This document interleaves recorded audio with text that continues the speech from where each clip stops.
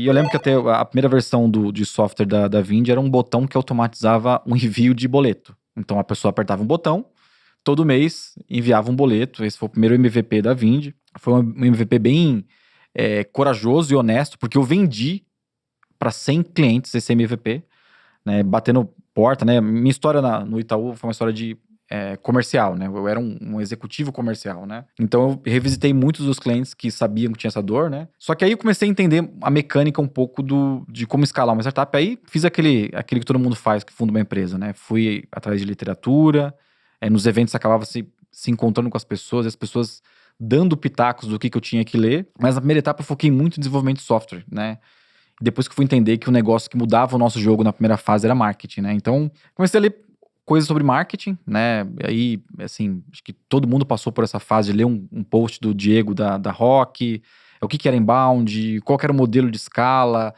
Tinha muita coisa na internet desorganizada naquela época. Hoje, quando você digita churn, cara, tem 500 textos sobre churn, né? Na época você tinha um e o resto tudo em inglês, né? Então eu comecei a aprender um pouco desse negócio de escala. E aí, numa conversa que eu tive com uma pessoa, ele falou, cara, o seu negócio, você tem um SaaS. Não sei se você percebeu, mas você atende clientes de assinatura, subscrição, mas você tem um SaaS. E aí eu falei, puta, aí eu comecei a entender que eu realmente precisava montar um pod de vendas, um playbook para crescer um SaaS. E foi aí que eu passei uns 3 meses da Vind, né? A Vind foi fundada em maio de 2013.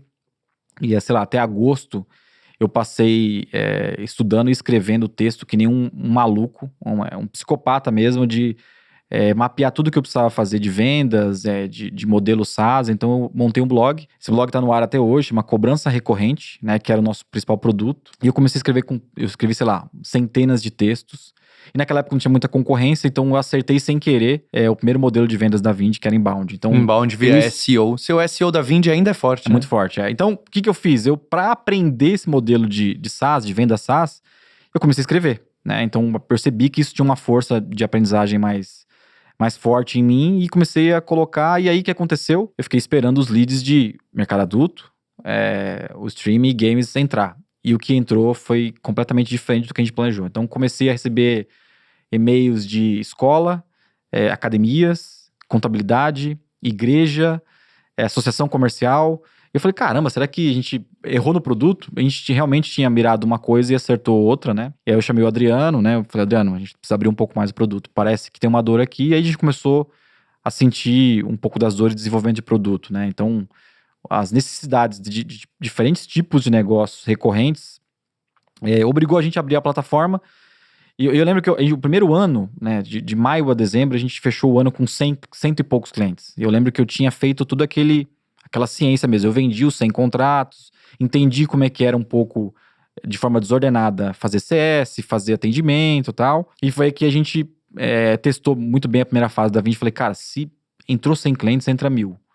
Se entrou 1.000, vai entrar 10.000 e vai entrar 100.000, então a gente só precisa se estruturar. Mas eu tava com aquele negócio de que eu não tinha uma visão de escala muito grande. Se eu tivesse, cara, 1.000 clientes naquela época, era um negócio impensado pra gente, né? E aí eu fui atrás dos 3 players que mais processavam assinatura no Brasil, né? Eu falei, puta, eu preciso ir lá e entender como esses caras fazem, né? Com uma ingenuidade normal, né? De quem tá fundando uma empresa pela primeira vez. E eu fui conversar com a Editora Abril, que tinha era uma força em assinatura no Brasil naquela época. Fui conversar com o Sem Parar, que tinha 3 milhões de clientes na época, e fui conversar com a Smart Fit, que era acho que um case emblemático de recorrência, né? Eles mudaram o mercado todo com recorrência. E aí bati na porta e consegui falar com os presidentes dessas empresas. De maneira de cold call, ninguém, não tinha amigo, prima. E aí você dá uma rebolada de um lado, né? Passa pela secretária e tal. Cheguei nas pessoas certas. Uma dessas pessoas foi o diretor de tecnologia da Smart Fit, foi o Wagner, né? Que você também conhece também.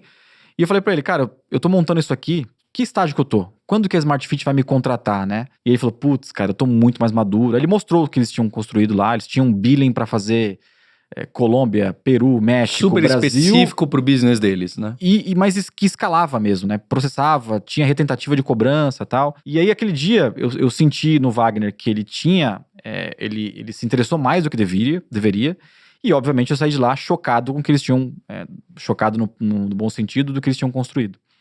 Essa história, assim, batendo a fotografia dessa conversa, o Wagner, depois de 3 meses, estava trabalhando comigo e era o nosso CTO, né? Então eu convenci também o Wagner. E sócio, né?